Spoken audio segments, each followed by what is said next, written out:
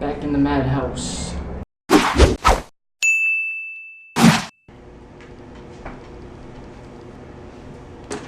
Alright, what's really good, future and all my nurses, future nurses and aspiring nurses? How are y'all doing? So today's topic is about burnouts. I have not seen any videos specifically talking about this, and I feel like it is something that needs to be discussed. And the reason why I'm talking about this is because burnouts can cause a lot of turnovers in nursing. For the most part, if you don't know what a burnout is, it's when you work so much to the point where you start to lose that, you know, that little fire under your ass and you don't want to work no more. And I'm guilty of that. But how I have actually counteracted that is it's a couple steps.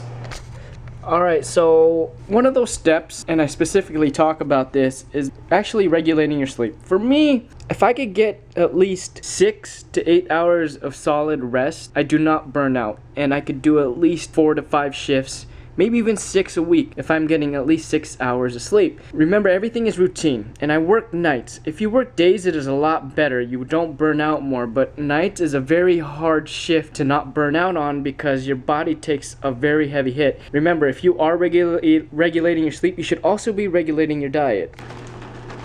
Alright, don't get me wrong when I say, you know, you should have a great diet.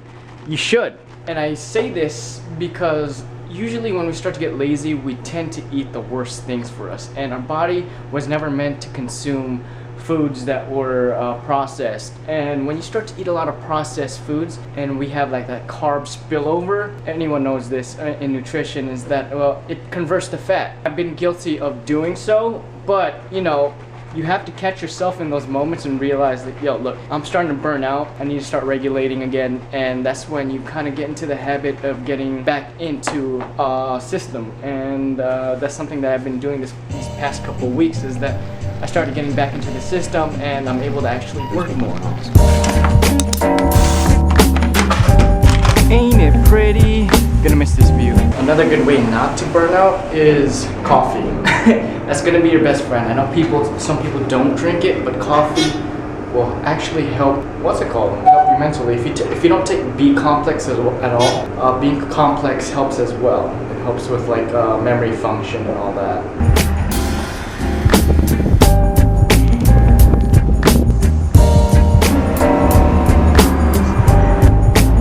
So this brings me to my next point, is that we should all have a constant. What I mean by constant is something that we do each and every day to keep us sane, to keep us normal, to keep us level-headed. And for me, it's YouTube and it's the gym. I'll touch up more upon the gym, you know, once I finish my shift. But let's actually see how my shift goes.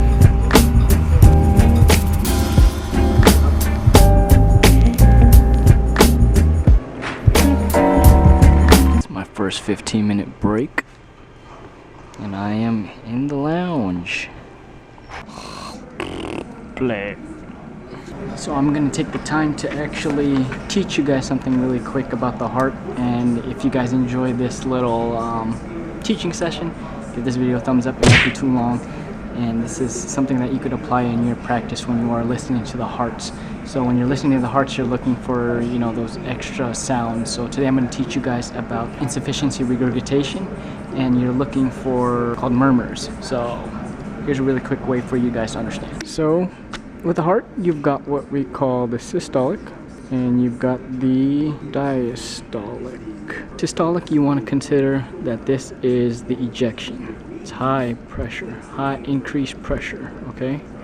Diastolic, you want to think of it as the filling, and you want to think of it as lower pressure. Systolic, you want to think of the ventricles. Diastolic, you want to think of the atrium.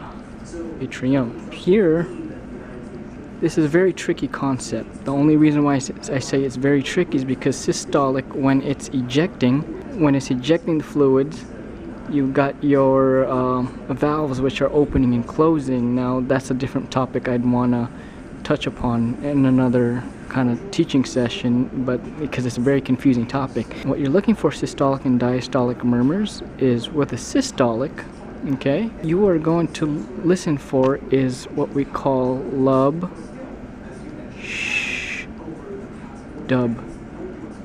So in between your lub dub, when you're listening to the heart, the S1 and S2, you will hear a shh. That is a systolic murmur. Okay, meaning to say there is a problem with one of the pulmonic valves when it's ejecting. It could be one of the leaflets that are loose. With the diastolic, you want to think lub, dub, shh.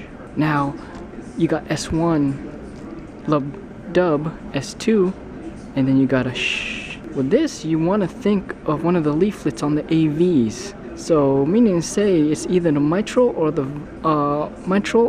tricuspid valves that you are listening to the lub dub shh, because it is filling and it is ejecting. So that again, fill, eject. But on the filling, you will hear a lub dub shh.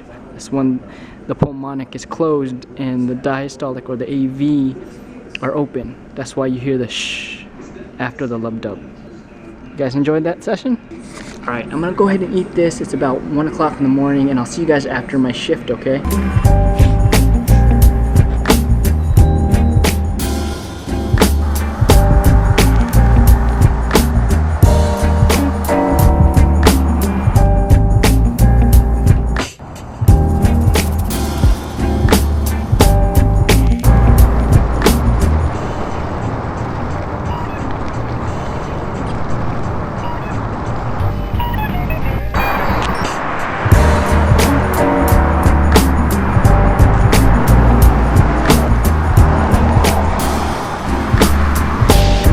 Piece of advice that I want to give to you to get through your burnouts is to actually have some kind of exercise regimen. We as healthcare practitioners, we really need to take care of ourselves as well, and to be a role model to people who are sick, to show them that they themselves could do it, is none other than motivating to them as well. So that's my last piece of advice. If you guys enjoyed this video, give this video a thumbs up.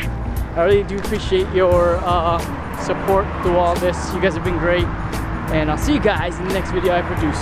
Peace.